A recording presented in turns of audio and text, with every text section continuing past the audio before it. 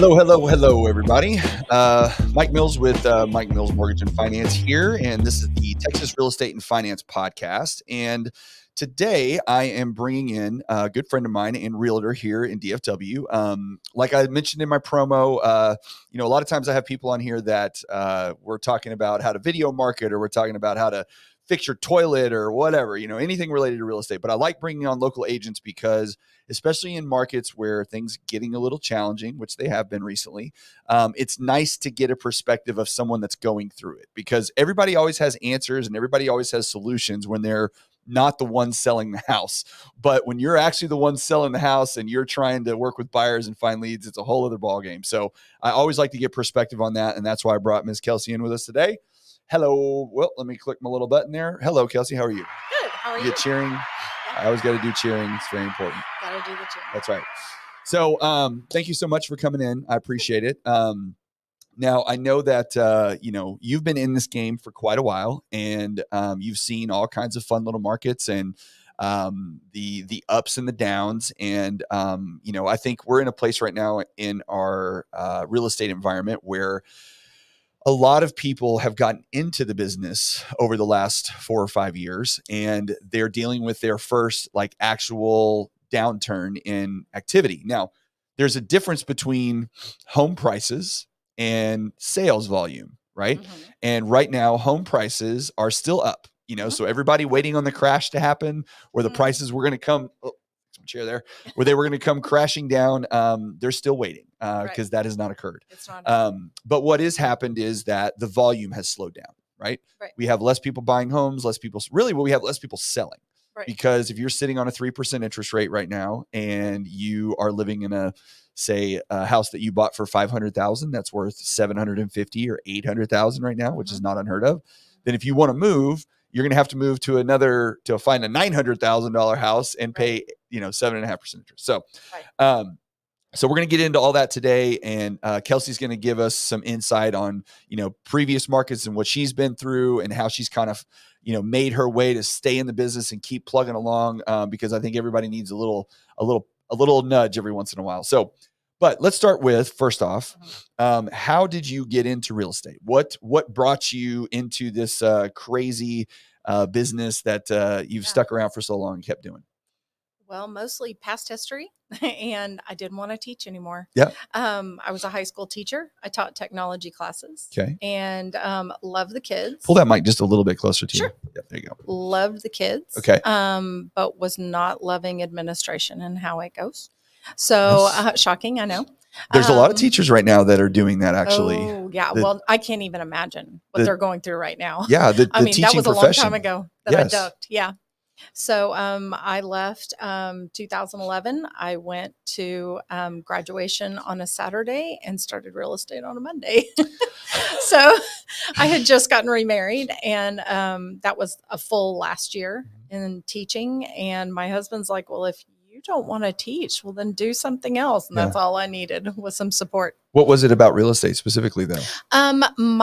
Growing up, my dad was a builder. Okay. And there's a sickness in that. Yeah. My brother owns a large roofing company out of Granbury, Glen Rose area. Okay. DT Roofing, plug. Okay. And my degree was in computer aided design. Of course. I mean, that makes sense, right? I drafted for 2 years for architects and found out they wanted me in front of a computer for 10 hours a day. And you know me well enough that that's just not enough people interaction.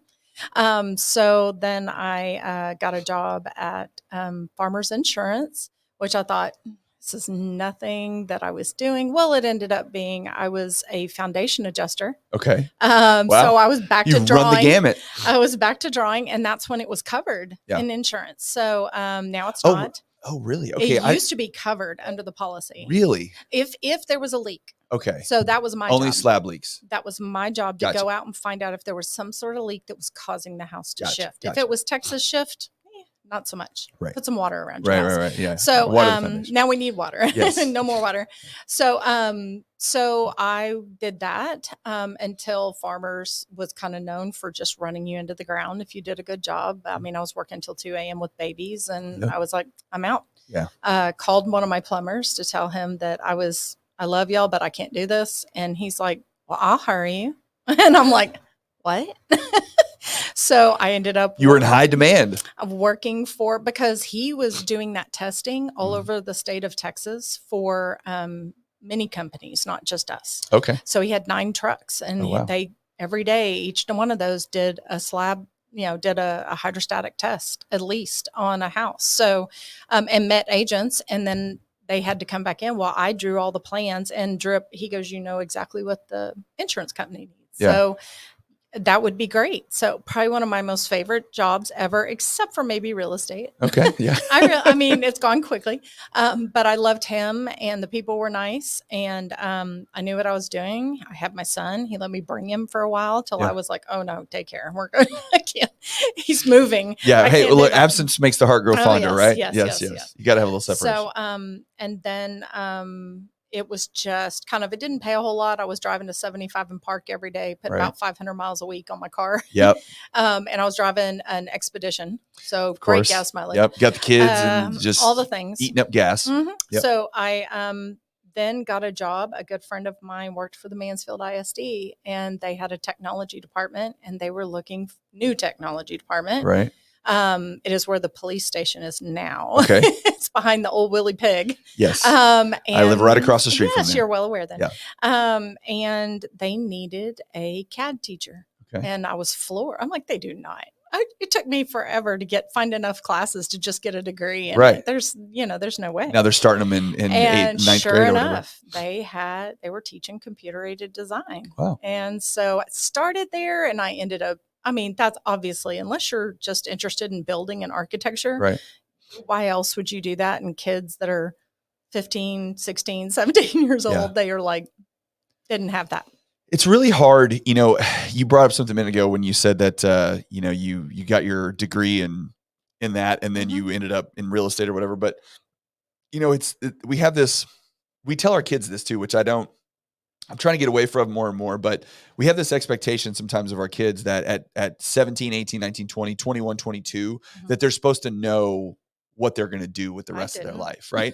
It's like, you need to get your degree, you need to go and figure it out. It's like, yes, but don't get me wrong, there are some kids, all right, some people that come right out of the womb and they know exactly what they're going to be, what they want to right? do. And they're gung-ho from the very beginning, but that's not the norm. I would say the norm is, they're just trying to find their way. I'm almost 45 years old and I still barely know what I want to do. You know what I mean? It's one of those things where, we have this, we put this expectation on our children to say that they have to find their path so quickly. And we're, you, me, a lot of people I talk to are great examples of people that you're going to go through 10 careers, in some cases before you find the place that you fit the best. Yes. And I think more often than not, especially because of the way work is, that you end up in a place, you may not necessarily have the most passion for that particular thing, but it suits your lifestyle the best. Right. Right. And so you gravitate to something where, which is what's great about our business is that, yes, we work, quote unquote, we work all the time, but we don't. We're not working 24/7. We're just available. Right. You're available in the evenings. You're available on the weekends. That's part of being in real estate, but it also gives you an incredible amount of flexibility because if you're a mom or, I grew up and my dad, wasn't always there. So for me, it was a big part of when I had kids, I wanted to make sure that I was going to be there as much as I possibly could.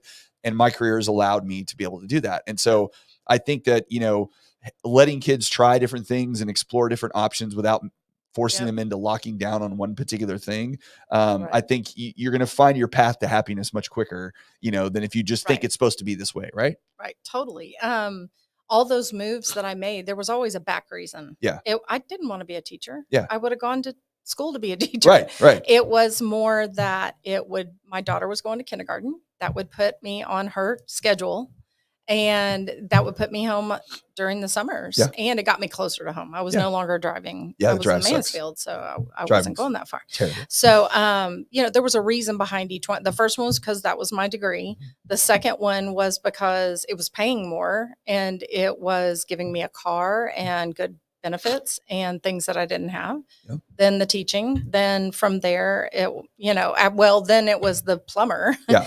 And to him, it was just a better environment in general. Yeah. But I really needed to quit driving so much and making less. So, it was just, there was always a reason. It was something that was for our life. It wasn't necessarily for me. Right. The real estate is for me. Yes. Yeah. And here you're driving again all over the place, right? Yeah. And here I'm driving all over the place. Yeah. Saying I'm going to need a bigger car, but that's a whole other story. So you got out of teaching and you got into real estate, and you did, if I'm correct, what a lot of realtors do, which I think is a good path, which is you went into what we would call one of the big box brokerages, right? Right. Went right into Remax, which is where we met.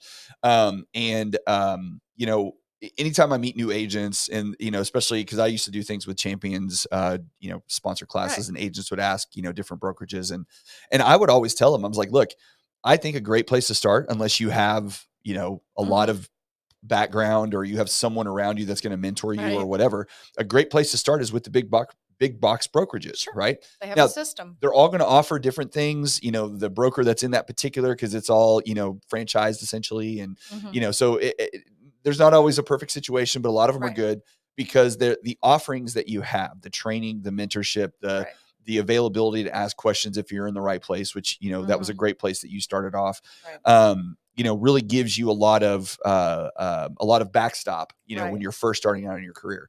So tell me what your experience was like there. And then, since then you've moved on, and kind of gotten to the smaller, which is a normal path for a lot of agents. It is. So talk a little bit about that. Okay. So I totally agree that, even getting into, I've told most people, I'm like, get into, what do you need? Right. Or do you have a sales background? Because really the one conversation that I think is really missing in real estate is that ultimately we're sales. Yeah. And your personality gets you so far and your knowledge gets you so far. But sometimes you have people on the fence that are just struggling because it's such a big purchase. Yes. It's just, you just can't ignore that. Yeah. And I think a little bit of sales training would be great. Yeah. But it's usually people that don't have that, which I would say is probably 95% of people who get into real estate. Yeah. Well, you came out as a teacher. I mean, at least you were doing the farmers thing a little bit. So you kind of had a little bit of that, but but not really. Not really. I mean, not really. I knew homes. Yeah. And that was my love, was home. Right. I can sell homes. But, don't ask me to sell paper or off it. I'd be, that would be just killer to me. Well, but even the word sales. So I have a little bit of a peeve with that, because I raise think up the hair on the back. Well, it's just, it's got a negative connotation, right? When people say you're in sales, they're like, oh, you're going to sell me what, they're thinking of the boiler room and I'm in sales with my children. Yeah. The coffees for closers and all that stuff. But really what it is it's communication. It is. Right? How well can you communicate with another human being? How well can you make it clear when you're telling them particular information? Because you can hear the same kind of information from two different people, but one person makes it much more understandable and much more concise or simple. And then the other person's, because they don't understand it as well, maybe you're dancing around a bunch of words and you never really get. And so you walk away confused with this person, but then with this person, you're like, oh, okay, I understand. Right. I get it. And that's really what sales is. It's not like, we're not pushing used cars out here. We're just trying to help people understand how the process works so they feel comfortable, because it is a big decision. Well, and I am of the school that I quickly learned that, to me, I will overeducate. Yes. There is a reason why a ridiculous number of people who go into real estate were teachers. Yeah. Yes. It works. Yes, absolutely. Because you're teaching. Yes. That's exactly what you're doing. I have had people look at me and go, I trust you. I don't need all this. Yeah. Great. Yeah. That's fine. But most of them appreciate, I do a lot of first time home buyers because I said, if you get tired of me talking, let me know. Yeah. But I'm going to keep telling you, until it kind of makes more sense. Yeah. Because until you've owned a home, you're just like, oh my gosh. Yeah, I mean, everything from thing. Insurance to, I got a call of, where do I turn the gas on? Who has that? And I'm like, well, here it's Atmos. And, everybody gets it. So, but it's just being part of that is my life. Yeah. I've owned multiple homes and et cetera. And so, but they're not there yet. No. I told them, I said, you'll be an expert at this very soon. And they're like, God, I hope so.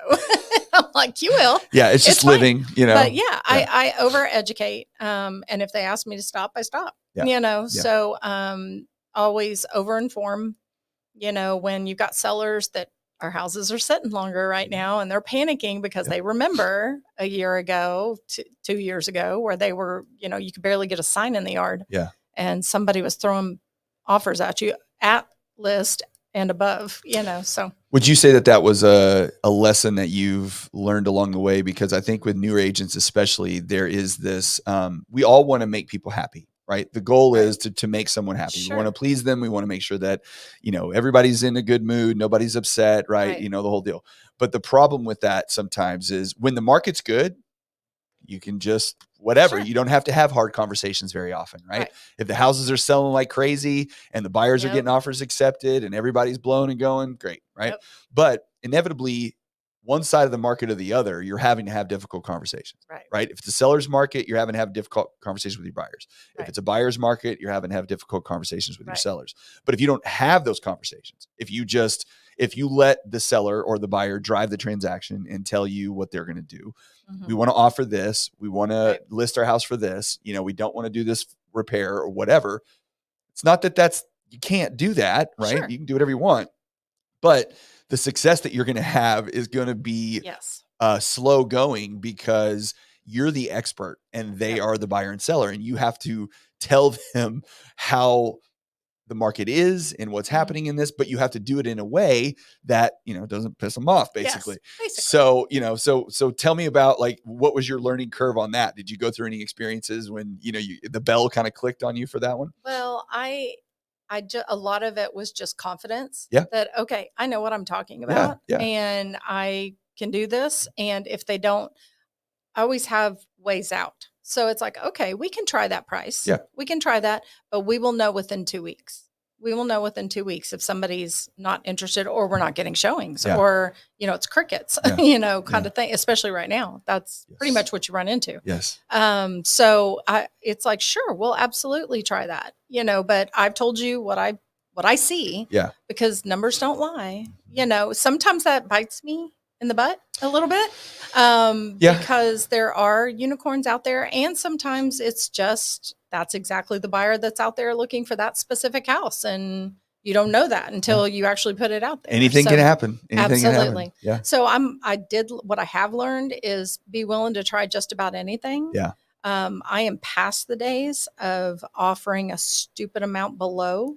There's still a few people that go, just offer it. And I said, nah, because if you really like this house, they're never going to speak to us. Right. Again. They're going to be insulted. Yeah. They are never going to. This is their home. I mean, this is somebody put a lot of work and effort into that, and you're basically insulting even them. if it's an investor, right. They just put a lot of money into it. Yes. It's money. So you've lost the right to have conversations with them further. Exactly. Yeah. So, Well, so you went from the more big box brokerage, kind of got your feet underneath you a little bit and started to figure out, how this whole game works. It's unfortunate, I think, when people get into the business. And I do think some people tell agents this, but I don't know that it happens as often as it should, where, you go through all the classes, right? You go to the trainings and you do the CEs and you're just in classes. And all the classes are great. And you need them because some of them are required. But that's not how you sell real estate, right? No, you got to pull the trigger at some point. And I have that conversation with myself a lot. Yes. I am a habitual learner. Yes. Yeah. Yes. Well, but it's normal because I think everybody suffers from this a little bit where you're working, right? You're not doing something. You're doing something. Oh, sure. You got up, you got dressed, you got yourself ready. You went to a class and you sat in there for 4 or 5 hours or whatever it was, and you learned what you learned, and you walked out and you accomplished something, right? Yes. But that's not what the end goal is ultimately, right? You got to sell homes, and that is interacting with people. That is, finding your sphere, whatever that may be. The basics. Exactly. So when you pushed your way, when you kind of got in the big box, you're in the classes, you're doing everything, and now you're like, okay, I got this. I feel like I got this a little bit better because the splits are a little worse there. You're paying a little more commission, all that stuff. Exactly. So everybody takes that next step. So what was it in your mind that you decided, okay, I'm ready to kind of go out, to the smaller, more boutique style place where I can make a little bit more money and maybe not have quite the same, resources that I had with the bigger one? Well, with Remax, my concern there was that they did not promote that office. Okay. And so I felt like, where you kind of sign up is that the name is, if you're paying that, the name is helping you. Yes, absolutely. So I just didn't feel like locally, because real estate is hyper local.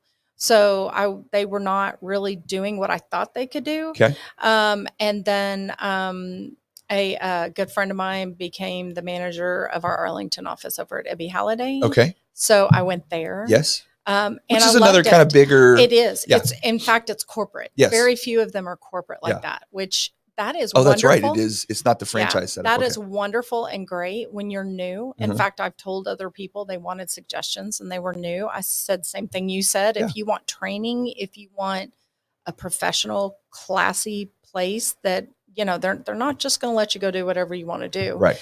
There's also going to be structure. There's going to be lots of structure.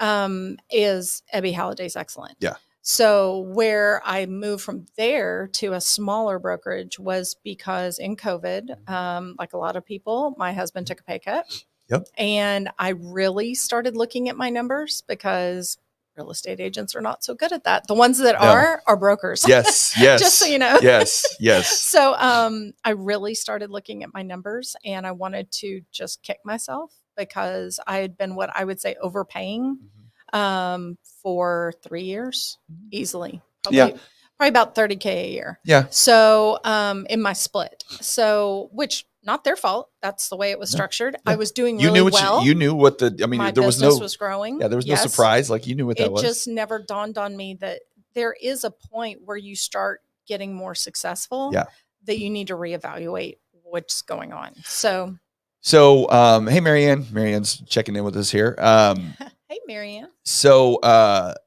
you said the numbers thing, and I think that's a big piece of this. And, I interact with agents all the time and I'll ask them, how many transactions did you do last year? Or what was and they're like, I don't know. I have to look. I'm like, this is the kind of stuff that like you have to know, you know what I mean? Like but what was it about? What was the realization in your mind when you actually started looking at the numbers and you got a place in your mind where like, oh, wait a minute. Like I really need to be paying attention to this. Right. Yes.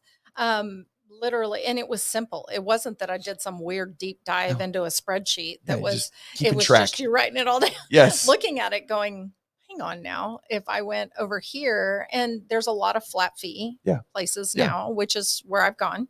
Well, looking at the numbers, you see the transactions, you know who the buyer and the seller was, and then you go, where did that business come from? Right. Did that come from a lead or did it come from something I did with my brokerage that got me that? Yes. I don't pay for leads. Or did it come from my sphere? Right. And if all of those transactions are coming from your sphere and you're paying a big portion to the big box guys and you don't need the education anymore or, limited anymore. Or I can go get it. Yeah. You can go get it on your own. Get the ones I want. Right. Yeah. So then that's when you go, oh, wait a minute. The light bulb comes on. Yes, big time. It's like, what was I thinking? So that was my reason for the move. So speaking of sphere stuff, what have you found doing it all these years that has been the most successful for you as far as like your, I know you do a lot of community interaction and involvement. And I, I preach that constantly to people. I'm like, you have to find activities to get involved in whatever they may be, because we have this back to our earlier statement about going to these classes, you feel like, oh, I'm working because I'm in this class, but working is going to lunch with your friends, is going to volunteer at the shelter, like all that stuff. So talk a little bit about why that piece has played such a big role in your business. Well, and it was something, honestly, I heard first at Remax of agents that were there because they would take agents that were more successful and sit down with whoever wanted to listen and say, this is what I do. Yeah. And it's always very straightforward. It is, people think, oh, you volunteer and you're thinking homeless or women's shelter or something like that. Your volunteering could be that you're coaching the little league team. It could be that you are the HOA president. There's not. Don't be an HOA president. Nobody likes them. I'm kidding. As long as they're nice. As long as they're nice. Fair. But I mean, how else do you get to know your neighbors? I mean, that's awesome. Or in my old neighborhood, we have National Night Out, and I used to run the National Night Out. I would send invites, and probably the top number we got was probably about 100 people there. Yeah, and they loved it, absolutely loved it. So they just kept seeing me. Yes, it's crazy you say that. So the National Night Out thing, I've had conversations before where like, well, I don't know what to do. I'm like, look. your neighborhood alone, right? If you got something in the mail or you got a Facebook message or something from people 3 doors down and they said, hey, everybody in the neighborhood's getting together on whatever date. We would love to have you. We're all going to be in the street, whatever the situation is, right? Not everybody, because everybody's got different schedules, but a lot of people are going to go to that. Right. So, and if your answer to that is, well, my neighborhood doesn't have that, it's like, well, then why don't you start Create it? Yeah. Create it. If not, just get involved. Yes. My last neighborhood, I did it with another real estate agent. Yeah. She's lived there way longer than I have. Sure. So, but that's a great way to get to know your neighborhood. Yeah. You just never know. People click differently just because there's already one real estate agent that's doing it. They click differently. Say more about that. So you did it with another agent, right? Yeah. And a lot of agents and even lenders, we're like, oh, we can't, everybody's always in competition, right? Yeah. So why did you feel comfortable in your mind, being like, yeah, I'll absolutely do it with this other agent and not be concerned about that? Well, one, I don't want to do it by myself. Right. It's always easier if you've got some help. I did years of doing it by myself, and thank heavens for my family. Yes. They were on point. But I am not, when I first started, I was on a team. Loved that woman to death, but she had been in real estate for 40 years, I think. Right. And she was old school. It was very that cutthroat, that don't share what you know. I'm like, it's the same. Right. We all know the same thing. There's no big secret, and I saw that, and it was just habit. It was not that she was trying to be nasty. It was just protecting her business. Yeah, that's what she'd probably been taught. Yeah. And I heard it across the board in kind of that age range. And I had an uncle that was in real estate for a long time. Yeah. And I kind of remember conversations with that. My dad had his real estate license, all the above. So I had heard that enough, but looking at the new group coming in, it's like, because you can get stuck in, there's too many real estate agents in this area. There's, it's DFW. There's a lot. So there's tons of them. Yes. But I tell people, all you've got to do is go drive over any overpass and look at the sea of homes that you can see. Yeah. And it's like, I guarantee somebody's not working that neighborhood. There's enough business. So there's plenty of business. Yeah. So having that mentality, and plus that's not me. I used to be the one that fixed the copier. I was the one that, here, let me have it. Let me see what I can do. Yes. And even at Ebby, I heard a little bit of that, but we would sit around and talk about, brainstorm new ideas and, hey, you're doing that. Can I do that? Yeah. Here's my tag that I put on that, or whatever it was. And it just goes so much better that way. And everybody has their people, everybody has their sphere, and yes, they overlap. If you really want to start a brand new area somewhere, then move into a brand new area. It's just kind of up to you. But I've never seen an issue because most people are selling one a year, 2 a year. Yes, it's not a lot. So the reality is that very few people are doing this as a full-time job. Well, and that's part of the thing too, is that, I've talked to several agents in here before, and some that have done really well and some that are, it's just part-time and, whatever. And, sharing the secrets, as you would call it, right, of what you do, your marketing efforts, your, how you send people emails or how you communicate, all of those things, everybody, there was, like you said, the old school mentality of keeping it close to the vest. But I think more and more people realize that in order for you to do these, or in order for these things to work, you have to do them, right? Yes. Like it's one thing to know. Portion. Yes. Yeah. It's one thing to know that you should send, birthday messages or send thank you cards or whatever, whatever. Right. It's notes. A whole other thing to actually do it. Yeah. Right. And it's the 80-20 rule to its fullest extent, right? It's like 20% of the people are doing all the work and 80% aren't. And that's where, markets like this come into play, because it's so challenging right now that if you didn't know what it was like before and you came into this market 2 or 3 or 4 years ago, you didn't, you've never seen anybody do that. Even if you're in an active office, you've never seen anybody do all that stuff. No. Yeah. You just would wake up in the morning, and every once in a while your phone would ring with somebody who knew that you had sold a house or something. And now you're doing, and you're like, this is easy. This is the greatest job I've ever done, and then we get to a place where, the crickets start chirping and you're going, wait a minute, what what happened to all my business? Where did it all go? Yeah. And then it's the ones that can go back to or had been continuing doing the same efforts over and over and over again, Right. regardless of where their business was, that have the success. And it's just Right. work, right? Right. At the end of the day, It it's is. just work. You just got to Yeah. get up and put shoes on and go out and do it. I tell people all the time, most of the time, what I'm doing is reminding people what I do. Yes, absolutely. I mean, we've all heard the stories of somebody's uncle who forgot they were in real estate, sold their house through someone else. And you're just like, and it's always that hit you square between the eyes. Yes. It's like, it took 2 years before people quit asking me how teaching was. Yes. That's my fault. Yes. You know? Yeah. Yeah. So what are you doing to, what kind of things are you doing to remind people that you're still selling homes? Well, I think when you're 12 years in, yep. They pretty much got it down now. Right. And so that's pretty much the majority of my conversations. Yeah. So a lot of it is being out in the community. I go to a networking group with the chamber, okay. Just to talk to you got to treat it like a business. Yeah. And plus been working from home and that doesn't work for me. No. I've got to get out. I've got to go get dressed if you're and going to be a go realtor, you have function. to be out. Yes. I need to get out. Yeah. So I go there. I've, go support different charities and things. But we also, my husband's part of the Margarita Society. Okay. So, I mean, that's a whole day. And these are all very different groups of people. Now, the Chamber and the Margarita Society, those people overlap. Yeah. But then probably the most, I guess I could say the most business I've gotten has come from my church. Yes. Because I'm there every Sunday. Yeah. And when you start talking to somebody and they refer you to somebody else, I mean, that's where almost all my business is. Very rarely do I get a random show up. I don't pay for leads. Yeah.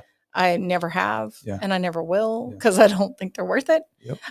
It's just somebody else running their business, trying to make more money. Yeah. And they're usually junk. Yeah. Very rarely are they decent. Yeah. The conversion rate on them is really low. And there are agents that have success with it, but you have to be committed to that process. I could throw for the money that I could be putting into leads, I could throw a party for everybody I've ever sold a house to. Right. And have them come over. Yeah. And that'd be way more fun. Yes.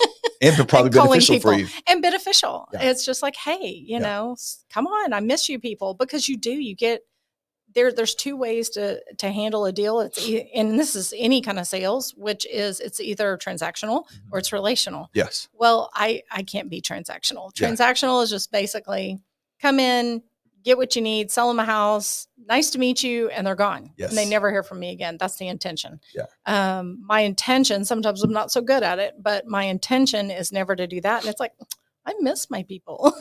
Well, you have to have a thought. So much time with them. You have to have a thought towards the future, right? Every transaction is a transaction, but it's also future transactions. Well, sure. It's mothers and brothers and referring me family. to other people, other family members. Yeah. Hey, we've got friends moving here from. I'm gonna give them your number. Great, thank you. I really appreciate that because and I tell them that's how my business survives. That's how is from people like you. So. Well, and if you are, this is something that I preach to agents all the time too. When we talk about these things is, you have to be everybody in your, world. It needs to think of you when they think of real estate, and they need to call you for everything related to real estate, their roof, their plumbing, their landscaping, their mortgage, their, whatever. And it is hard to keep a list of those people. Yes. But you want them calling you to ask you questions because you want to be the source of the information. And I think this is changing now, but there was also the old school thought of an agent would get a phone call from somebody and they would say, my insurance is, I think I need to shop it or whatever. And, I'm not an insurance person, but here's my insurance guy, call him. Right.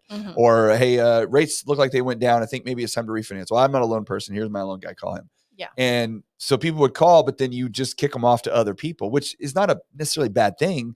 But what I would say in the alternative is that, learn about that piece of, learn about that information. So if someone calls you and says, hey, rates went down, I think I should refinance. You're like, hey, give me 1 second. I'm in the middle of something. And then you call me and you go, hey, Mike, would it make sense to refinance right now if somebody had a rate, blah, blah, blah. And then I'll give you the answer. And then you call your client back and say, hey, yes, if you're at this point, it could probably make sense, blah, blah, blah. And if they dig deeper, then you go, okay, let me Here's pass you the off. person. Yeah. But every little bit of information that you can Yes. take in from your landscaper and your plumber and your electrician and Right. learn the whole thing, because you want to be the go-to for all of that stuff. And some of that just comes with time. Yes. Time and experience. Yep. I mean, you heard of my jobs. Yeah. So yeah. I have a few of those. I mean, I'm just enough to be dangerous, kind of thing. But it also gave me the knowledge to be able to relay to them, say, hey, here's a professional, but let me tell you what I know. Yeah. And I am not the professional. This is just what I know. Yeah. And a lot of times, most of our job is keeping everything on the rails. Yes. Yes. It is. Yes. It is when everybody gets worked up. Yes. You trying to calm everybody down. Some of it is also to let them know that I totally agree with you. Yeah. I totally agree with why you're coming unglued. Yeah. This is, but empathize. Yeah. But my go-to comment is in 30 days they'll be gone. Right. So don't get wrapped up in this person being a jerk. Do you really want the house? Yeah. If you really want the house, in 30 days, they'll be gone. Yes. And they go, that's true.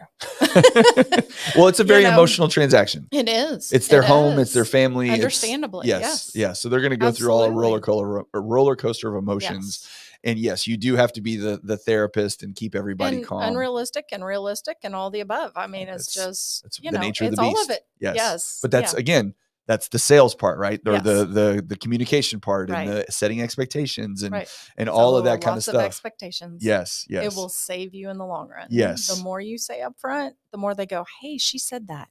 She said that might happen. So it's not as big a deal. Right. Well, speaking of expectations, so obviously, the market has changed quite a bit. It's, again, it's more from, I wouldn't say from the buyer and seller's point of view, there has been big changes. It's just normal. But for agents and lenders and people in the business, title companies, the volume of transactions has declined fairly significantly. Right.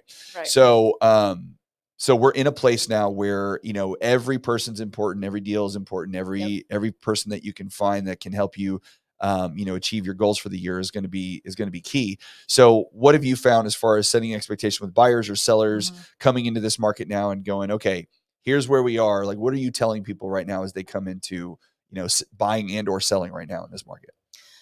Well, sellers need to understand the first thing out of the gate. We tell them is this is not to 2022 up to July. Right. Yep. Literally it stopped on a dime. We all just went, okay. For a little bit we were relieved because it was you got to rest. It was so nuts.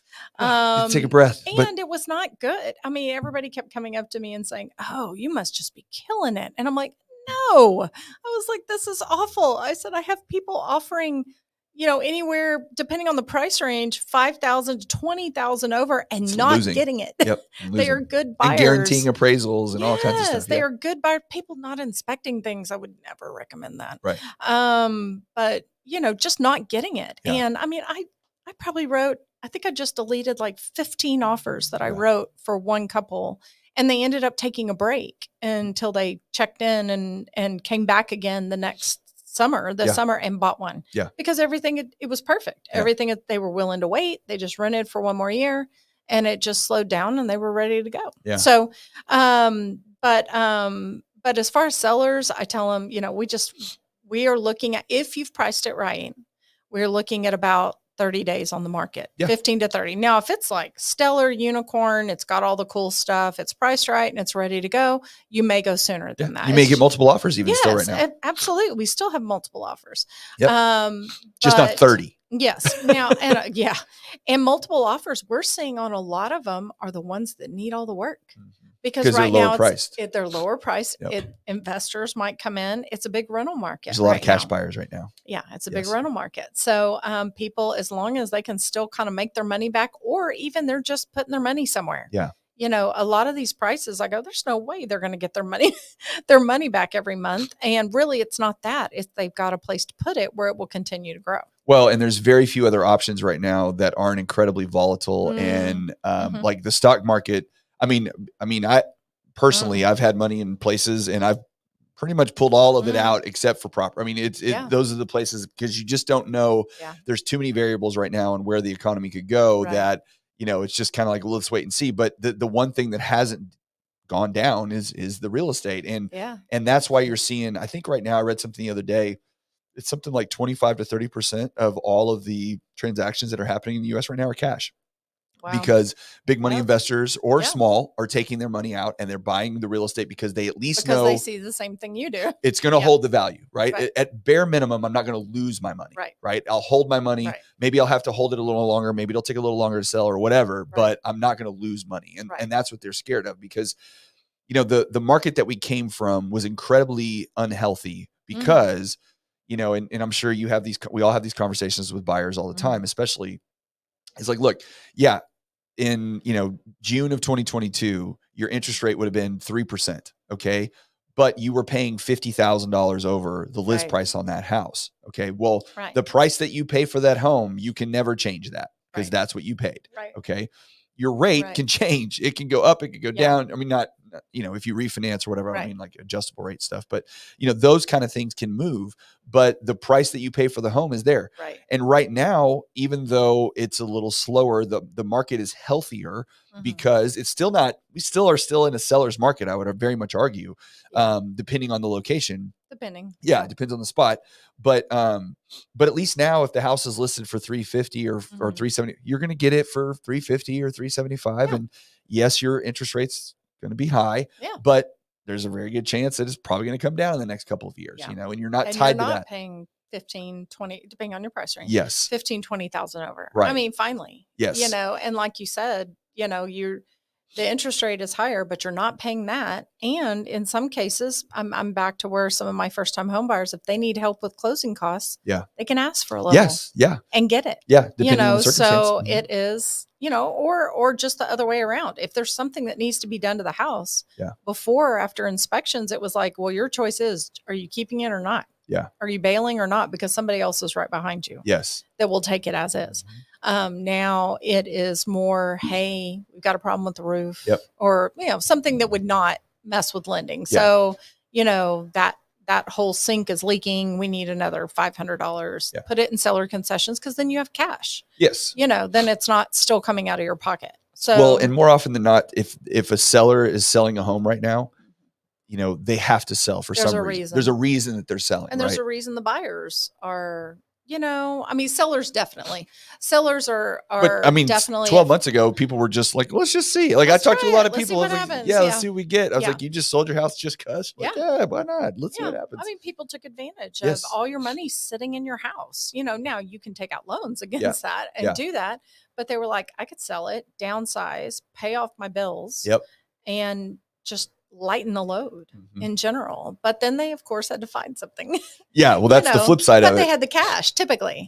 They had a lot of cash in their house. Well, and that's the situation that we're in right now is our biggest problem is inventory. We don't have enough homes. And that's why the prices are so incredibly high is because there isn't enough homes for sale. And the reason that there's not enough homes for sale is because if you don't have to move, all right, and you bought your house in the last 5 years or you refinanced it or whatever, which the vast majority of people have, then you're sitting on a 3% or 4% or 2% rate, and you could sell your house, but then you're going to have to turn around and buy a house in this market, at a much higher price if you're trying to go up, or if you're trying to downsize, you're still going to be paying more. Your downsize might be the same price that you paid for the house that you're in right now, right?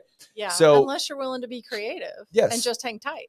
That's what I'm saying. So that's why you don't see the movement that we're having or that we're used to is because people are just kind of in the sellers, the buyers are still trying to buy, but the sellers are like, I don't need to do anything right now. So I'm just going to sit tight for a little bit. But the other side of that coin is that when it does change, which it will, 12 months, 24 months, it's going to happen. Right. And they could even just go down to 5%. We're not getting back into the 2s and 3s again because that was artificial. But you get into the 5s and now all of these homes start coming for sale and all of these buyers. But what that does is that drives the price up because now all the buyers are like, oh, we're in now because the rate isn't 8%. And so we're still back to this kind of unhealthy market, So what have you been telling your first time home buyers who are really getting hammered by all this because prices are so high? Like, how are you dealing with that? They are, I'll give them props. They're more prepared. Yes. I mean, they are coming in and, when I've got someone looking at 250 and at first I kind of cringed and then, I'm looking, they're willing to go out a little. Yeah. So that, I think more people are willing to do that. They're Yeah. like, I don't want to be right in the middle of it. Yeah. So as long as they're willing to do that, then they usually get a little more bang for their buck. Yeah. A newer home maybe, and maybe even a yard that doesn't like butt right up against the next one. Right. And a house that maybe doesn't need tons of work, that isn't, 50 plus years old. Well, the remote work thing has helped that a lot. Yes, because absolutely. people can work from home, so they can decide. And I am shocked how many of them actually are, because you heard everybody going back. Well, a lot of people did go back, but there's a lot of, especially first time home buyer bunch, which that's usually, to me, that is, I have, how old is he?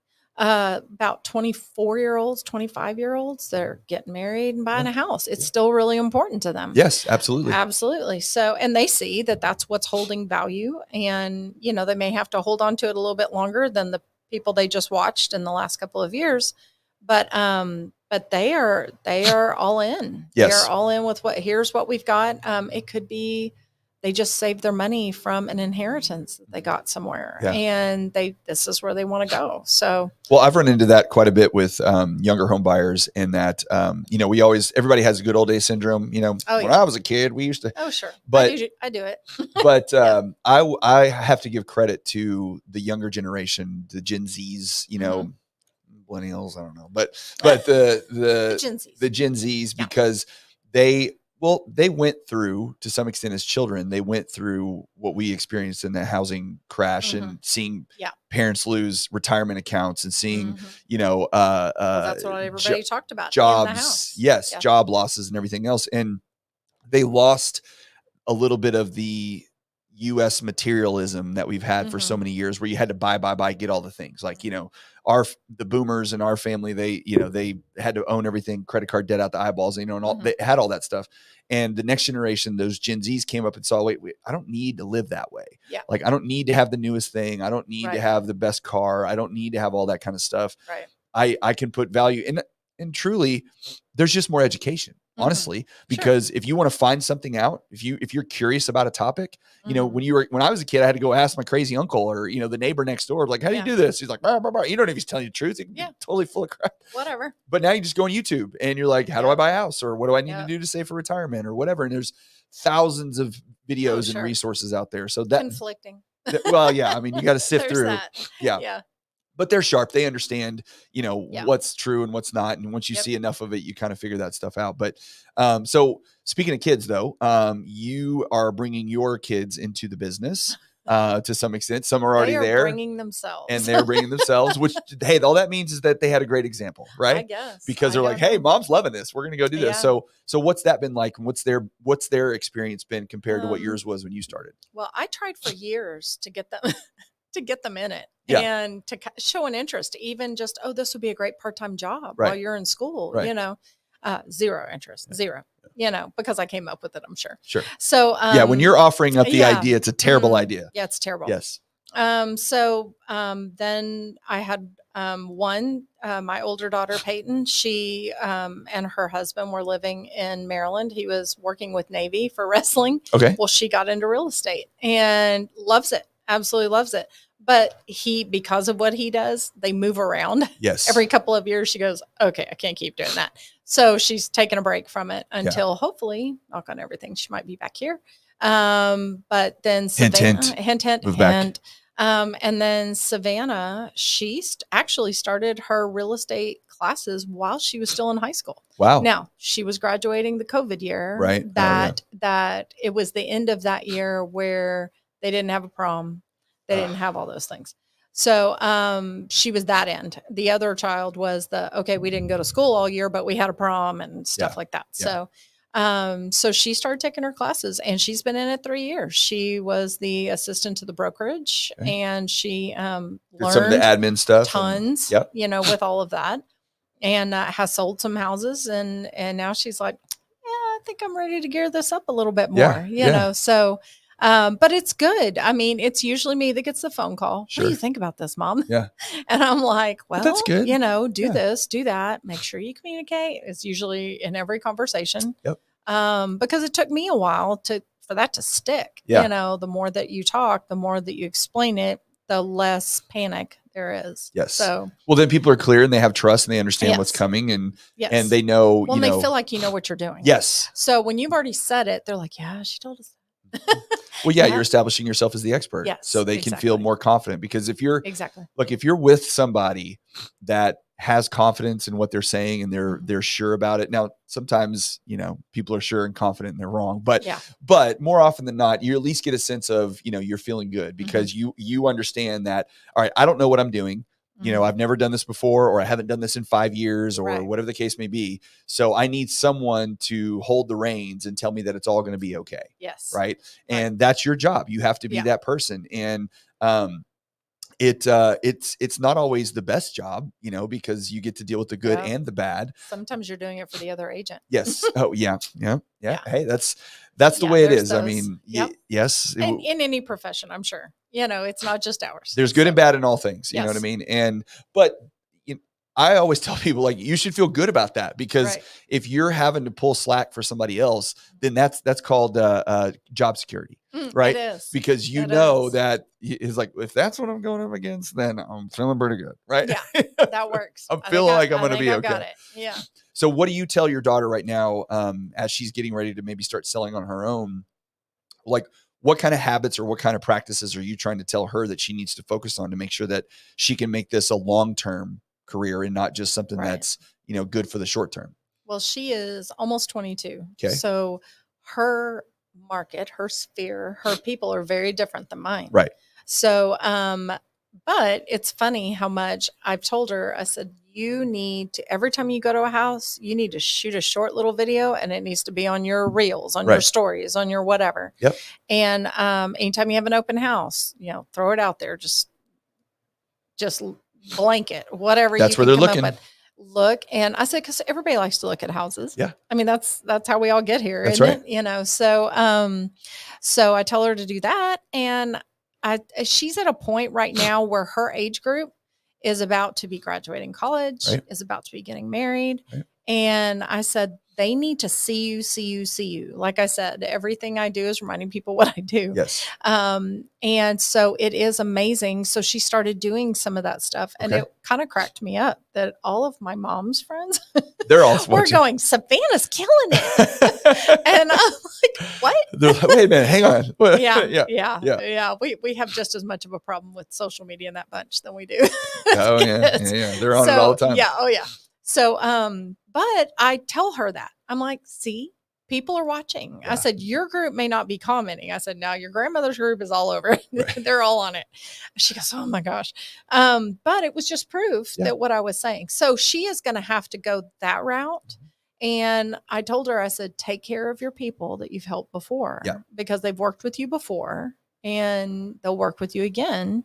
But I can't remember the percentage it is. It's something ridiculous. It's like 60 something percent at least, that every time they study this, it is, going and asking people, have you bought or sold a home? Yes. Did you like the experience with your realtor? Yes. Yeah. They were, she were wonderful. Right. And then they go, did you use them again? They go, would you use them again? Oh, absolutely. What was their name? They go, oh, what is that? And they're asking somebody else. And it's like, what was their name? Well, it's because we haven't stayed in touch. Yeah.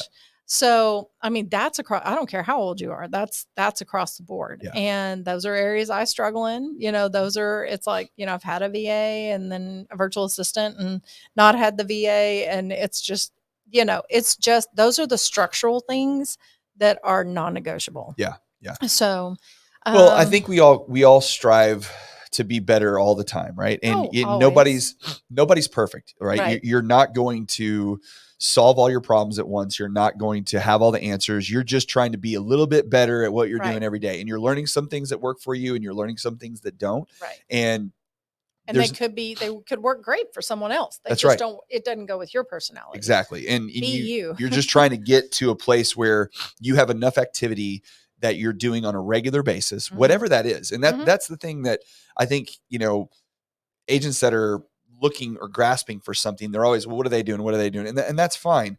But you have to find the thing that you like to do. Right. Whatever that is. If you want to write notes all the time, if you love writing handwritten notes, then do that. But if you're writing handwritten notes 3 or 4 times a day and you hate it, then stop. Don't because do that. You're not going to like it. You're not going to keep doing it. It almost comes through in your note. Yes. Like, they're like, oh yeah, sure. Thank you. And, we hear all the time now too. And I talk about this a lot when I do things like this, but social media, do social media. And I do think, and the reason being isn't because of, going viral or being whatever, but like you said, you have to be in front of people, right? As often as you possibly can. They have to see your face and they have to know what you do. Right. And because lives are so busy, right? Everybody's going and going all the time. We all have our phones, we're in the car texting, we're sitting at lunch with our best friend and we take a phone call or whatever the case may be, right? All this is happening all the time. It's very difficult. It's not the old school way. You can't just stay in front of somebody by going out to lunch with them every once in a while because everybody's schedule's crazy. So social media is an avenue to where you can stay in front of people and see them on a regular basis. But if you don't like it and you don't use it, either pay someone or to just do it for you or don't. Don't. I don't know that, what works for you. Yes. Yeah. I mean, but then if you're not going to do that, then you better be a dynamo at getting the girls together and having lunch every week or, being in the PTA or being at your church, being a greeter or what. I mean, you've got to have other things. Right. Yeah. And so, but the truth is everybody has to find their lane and your lane is not going to be the same as somebody else's. Right. And and sometimes it's trial and error. You got to try this. And if it works and you like it, great. But you got to try this. You don't like it. It didn't work. Then don't do it anymore. Yeah. But you can't be all things to everybody all the time. No, right? It's not possible. You will exhaust yourself trying to do it. So where do you think all this is headed? Like you've been through some ups and downs in the market. What is if you have your crystal ball and you're going to go, okay, this is what it's going to look like in the next 3 years. What do you think? Well, and really my crystal ball involves listening to multiple people who are way smarter than I am talk about it. And then I take all those pieces and kind of say, okay, am I hearing the same thing? Am I not hearing the same thing? The last thing that I heard, I'm kind of waiting. I keep thinking we're kind of due for all that round of people to come back up and talk to us again. Yeah. But I keep hearing that that the economy itself is doing better. The job rates are doing better. That I think a lot of that was, hey, let's drive up the cost of everything. And so all those people that didn't want to go back to work had to go back to work. Yeah. So we're finally seeing the results of that. Yeah. So and of course, as the economy gets better, then eventually they will back off on some of those rates. Again, like you said, I mean, if 5 would be great. Yeah. Yeah. That'd be awesome. And I would love it if the media would just zip it, personally. Yeah. Because they pulled up this huge frenzy and it's like, this is what the market does. Yeah. This is what it does. Yeah. Ask anybody older, what's the highest interest rate you've had? I think the highest I've heard is 18% that they sold a house at. Yeah. So we are nowhere near that. Nope. Yes, would we like them to come down a little? Sure. But it is not the terrifying situation that has been made out to be. Yeah. It's a recency bias. It was the last, major economic recession that we had was all based around housing. Yes. So when it was a mess. I mean, banks were loaning money they should not have been loaning. Yes. And the entire reason we had the crash was because of housing and mortgages, right? Where this one is completely different. It's totally a different situation. So everybody just expected that there would be this massive housing crash and everything would come crumbling down.